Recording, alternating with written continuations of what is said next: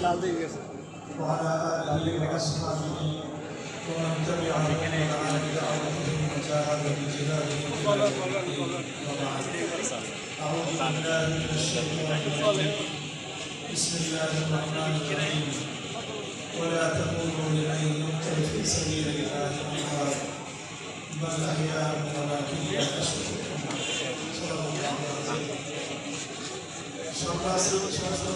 চট্টগ্রাম বিভাগ কর্তৃক আয়োজিত আজকের এই হাটহাজারী জেলা পরিষদের আয়োজনে অনুষ্ঠিত সাংস্কৃতিক কনফারেন্স ও ডকুমেন্টারি প্রদর্শনীর আয়োজনে উপস্থিত সম্মানিত সভাপতি সাংস্কৃতিক সংসদ চট্টগ্রাম বিভাগের সম্মানিত সভাপতি দারুল উলুম মঈনুল ইসলাম হাটহাজারী মাদ্রাসার সম্মানিত মুহাদ্দিস হযরত মাওলানা আশরাফ আলী নিজামপুরী হাফিজাহুল্লাহ, উপবিষ্ট আছেন দারুল উলুম মঈনুল ইসলাম হাটহাজারী মাদ্রাসার হযরত মুফতি সাহেব এবং সিনিয়র মুহাদ্দিস হযরত মাওলানা মুফতি জসিমউদ্দিন হাফিজাহুল্লাহ সহ দিগার উলামায়ে কেরাম।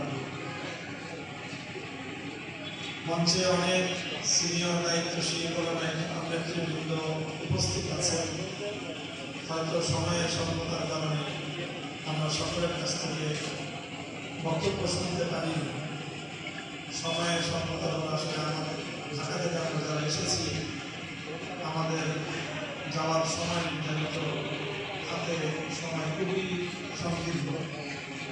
তো আমাদের অপূর্ণতা থেকে আমরা ইনশাআল্লাহ আজকের এই অনুষ্ঠান এটা আমাদের প্রারম্ভিক এবং সূচনা অনুষ্ঠান এবং আরও অনেক অনুষ্ঠান আমাদেরকে করতে হবে এবং সেই সকল পর্বগুলোতে আমরা আমাদের অন্য ভাইদের কাছ থেকে আমরা আমাদের অভিমত বক্তব্য তাদের দিক নির্দেশনা আমরা গ্রহণ করবো ইনশাআল্লাহ। সাংস্কৃতিক সংসদ নিয়ে আমি দুটি কথা আপনাদের সামনে বলতে চাই। যে সাংস্কৃতিক সংসদের মুখ্য উদ্দেশ্যগুলো বর্ণনা করা হয়েছে আজকে আমাদের ডকুমেন্টারির মাধ্যমে। প্রথম হলো যে সকল মুজাহিদিন ইসলাম যারা আল্লাহ দ্বীনের জন্য, আল্লাহ নবীর ইজ্জতের জন্য 2013 সালে এবং এরপরে 2021 সালে অকাতরে জীবন দিল, শাহাদাত বরণ করল। আমরা মনে করি আগামী বাংলাদেশ নির্মাণের জন্য এই সকল শহীদ শাহাদাত বরণকারী ইতিহাসের শ্রেষ্ঠ সন্তানদের এই অবদান শত বছর পর্যন্ত এই জাতিকে স্মরণ করতে হবে এবং তাদের এই আত্মদানকে, তাদের এই শাহাদাতকে কেন্দ্র করে আগামীর বাংলাদেশের গতিপথ আমাদেরকে নির্ধারণ করতে হবে। তারা জীবন দিয়ে গেছেন, শাহাদাত বরণ করে গিয়েছেন, তারা তাদের সবটুকু দিয়ে গিয়েছেন, কিন্তু তাদের এই আত্মদানের মাধ্যমে ইসলাম এবং মুসলমানদের জন্য, আল্লাহ নবীর ইজ্জতের হেফাজতের জন্য যেই দাবিগুলো, জাতিকে যে পথে পরিচালিত করার আহ্বান বাস্তবায়ন করার প্রয়োজন, যে জন্য তারা জীবন দিয়ে গেলেন, সেই ফসল ঘরে ঢুকবার দায়িত্ব আমরা যারা বেঁচে ফিরেছি ৭৭ থেকে তাদের। এই জন্য এই সকল প্রথম কথা হল এই বীর শহীদদের প্রতি সম্মান, শ্রদ্ধা এবং তাদের প্রতি কর্তব্য পালন করা। তারা এত বড় একটা অবদান রেখে গেলেন, অথচ তাদের কারো সন্তান, তাদের কারো বিধবা, তাদের কারো বাবা মা বৃদ্ধ বয়সে ধুকে ধুকে মরছে, আর আমরা বিলাসিতায় গা ভাসিয়ে দিচ্ছি, আনন্দ উল্লাসে পেতে আছি। আমি মনে করি এটা সরকার বীর শহীদদের সাথে আমাদের কৃতজ্ঞতার আচরণ হবে না। এই জন্য সাংস্কৃতিক সংসদ গঠন করা হয়েছে। হেফাজতে ইসলাম বাংলাদেশ একটা বিশাল সংগঠন, দেশ, জাতি, মিল্লাত এবং ইসলাম নিয়ে প্রতিনিয়ত রাজপথে এক সংগ্রাম মুখর কার্যক্রম হেফাজতে ইসলামকে পরিচালনা করতে হয়। সেই জায়গা থেকে এই সকল যে একাডেমিক কাজ, এটা হেফাজতে ইসলাম বা এই জাতীয় বড় সংগঠনের দ্বারা হওয়া সম্ভব না এবং পৃথিবীতে এটা নজিরও না। হেফাজতে ইসলাম বাংলাদেশ এক মহাসমুদ্র। এই মহাসমুদ্র থেকে অসংখ্য অগণিত নদী প্রবাহিত হতে হবে, তাহলে সেই নদী পথগুলোর মধ্য দিয়ে এই সমুদ্রের পানির প্রবাহ করতে পারে।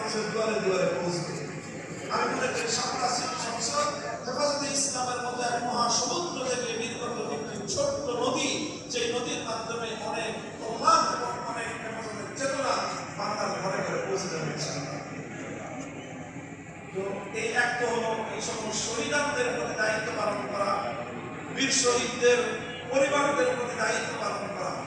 আলহামদুলিল্লাহ আমরা ইতিমধ্যে লক্ষ্য করেছেন যে ঢাকা সিটি সংসদ তার অনেকটা দায়িত্ব ইতিমধ্যে গ্রহণ করেছে।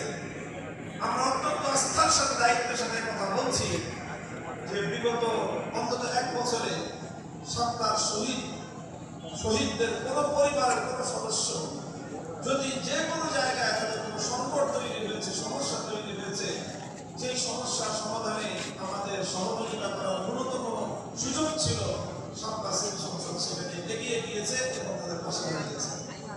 অনেকগুলো পরিবারকে মাসে মাসে ভাতা প্রদান করে আসছে সরকার। শহীদদের যে কারো পরিবার তারা অসুস্থ হয়ে পড়লে তাদের চিকিৎসার ব্যবস্থা করছে এবং আহত যারা সেই আহতদের উন্নত চিকিৎসার জন্য পদক্ষেপ গ্রহণ করছে। এই সকল কাজগুলো সরকার সিটি সংসদ প্রতিষ্ঠান করে এই কাজগুলো করছে। দ্বিতীয় যে কাজটার সাথে আমাদের ব্যাপক সকলের প্রয়োজন সম্পৃক্ততা, সেটা হলো হেফাজতে ইসলাম একটা আন্দোলন করেছে, ইমানি আন্দোলন। এই ইমানি আন্দোলনের বহুমাত্রিকতা রয়েছে, অনেকগুলো দিক রয়েছে। তার অন্যতম একটা দিক হলো সাংস্কৃতিক দিক।